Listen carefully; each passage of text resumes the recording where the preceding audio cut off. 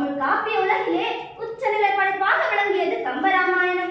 ஒரு பானை சோற்றில் ஒரு சோறு பதம் என்பர். அதிலொன்று அயோத்தியில் பெண்களின் கண்களும் வீரர்களின் அம்புகளும் குறித்த வருவதே இல்லை. கம்பராமாயணத்தில் கம்பன் தனது கதாபாத்திரங்கள் வாயிலாக அறத்தை போதிக்க தொடங்குகிறார். சமூகாரம், தனிமனிதாரம், அரசியலம் பற்றி பாடியிருந்தால் தனிமனிதாரத்தை வலியுறுத்துகிறார். அக்கால சூழலில் பெண்களுக்கு மட்டும்தான் கற்பொழுக்கம் என வலியுறுத்தப்பட்டு வந்தது. கம்பனோ ராமனின் வாயிலாக பிறனில் விழாமை என்ற அறத்தை வலியுறுத்துகிறார். வந்து எனக்கு பற்றிய வயல்வார் இந்த பிறவிக்கு இருமாதரை சிந்தையாளும் தொழில் என்ற செவ்வரம் தந்தவாறு திருச்செவி சாற்றுவார் என ராமன் அளித்த சத்தியத்தை சீதையின் வாயிலாக சொல்லி ஆண்களின் வாழ்வியலத்தை வலியுறுத்துகிறார். அறம் தவறிய காமம் தீரை தரும் என்பதை இரு கதாபாத்திரங்கள் வாயிலாக கம்பர் குறிப்பிடுகிறார். வாலி, ராவணன் ஆகியோர் அறம் தவறிய நிலையில் வீழ்த்தப்படுபவர்களாக காட்டுகிறார் கம்பர். வாலி தன் தம்பியின் மனைவி அபகரித்தமையால் கொல்லப்படுகிறான். தான் கொல்லப்பட்டமை அறம் தவறிய நிலை என வாதிட்ட வாலி இறுதியில் ராமனிடம் சரணடைகிறான். தன் மகனையும் தம்பியையும் ஒப்படைக்கும் அளவிற்கு ராமன் மீது ஈர்ப்பு கொண்டவனாக விடுகிறான். இங்கு தனிமனிதாரத்தோடு அரசியல் அறமும் வலியுறுத்தப்படுகிறது. நடுவர் அவர்களே, ராம அவதாரம் என்பதே அறத்தை நிலைநிறுத்துவதற்காக வந்ததுதானே. அறம் வெல்லும், பாவம் தோற்கும் என்பதை குறிப்பிடுகிறார். மண்ணாசை, பெண்ணாசை ஆகிய தனிமனித ஆசைகளால் அரசியல் சீரழிகிறது. தசரதன் தன் மனைவி மீது கொண்ட அன்பே ராமனை காட்டுக்கு செல்ல வைக்கிறது. வாலின் அழிவுக்கும் ராவணன் அழிவுக்கும் பெண்ணாசையே காரணம் என்கிறார். அறமும் அரசியலும் சேர்ந்திருக்க வேண்டும் என்பதுதான் கம்பரின் ஆசை. முதலில் சுமித்திரையை எடுத்துக் கொள்ளலாம். சுமித்திரை இரு குழந்தைகளுக்கு தாயானவள். மனதால் உடலால் வலிமை பெற்றவள். ராமனுக்கு சுமித்திரை மீதுதான் அன்பும் நம்பிக்கையும் அதிகம். ஆகவேதான் காட்டுக்கு ராமன் செல்லும் போது கோசலையை சந்தித்து விட்டு சுமித்திரையை சந்திக்கிறான். அதன் பிறகே சீதையை சந்திக்க செல்கிறான். சாதாரணமாக தமது பிள்ளைகள் பெரிய தலைவனாக வர வேண்டும் என தாய்மார்கள் நினைப்பதுண்டு. ஆனால் சுமித்திரை மட்டுமே தன் மகன் லட்சுமணன் ராமனுக்கு சேவை செய்யும் தொண்டனாக இருக்க வேண்டும் என எண்ணினாள். அதுவே லட்சுமணனின் விருப்பமாகும். குழந்தையின் விருப்பம் அறிந்து கருத்தை தெரிவிக்கும் சிறந்த தாயாக விளங்கினாள்.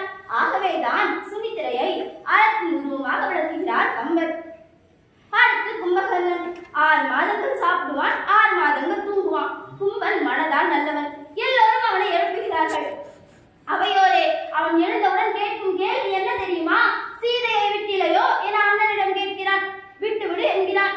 என்னை கொன்று விட்டால் உன்னையும் கொன்று விடுவார்கள் என்று சொன்ன பின்னரே போர்க்களத்திற்கு வந்து ராமனை எதிர்கொள்கிறான். உருவத்திலே பெரிய கும்பன் தன் அண்ணனிற்காக வந்து நிற்கிறான். அண்ணனோடு சேர்ந்து நானும் அழிய வேண்டும், அதுதான் அறம் என்பதற்காக வந்து நிற்கிறான்.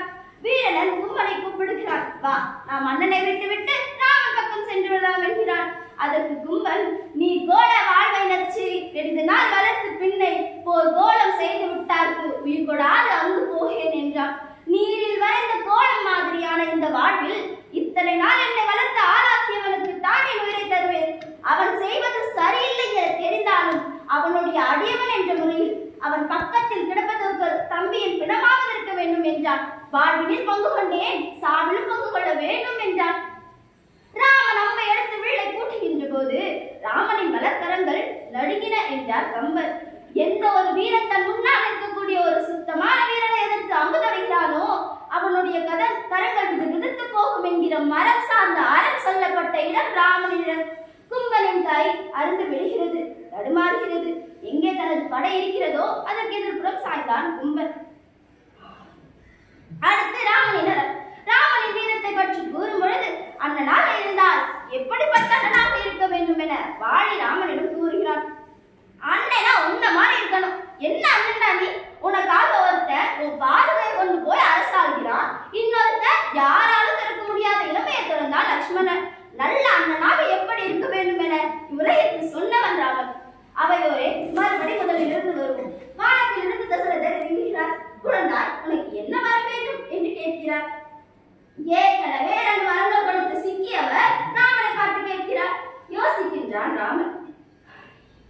தன்னை தன் தாய் காட்டிற்கு துரத்திய போது தகப்பன் சொன்ன வார்த்தைகள் அறிந்தான் ராமன். தகப்பன் தாயிடம், இனி நீ என் மனைவி இல்லை, உன் மகன் வரதன் என் மகன் இல்லை என்று கூறிவிட்டு இறந்தார்.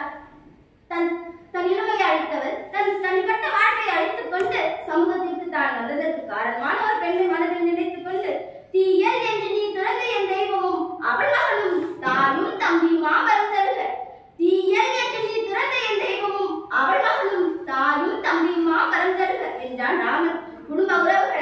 எப்படி பேர் பாதுகாக்கிறாங்க பாருங்கள் அவையோரே.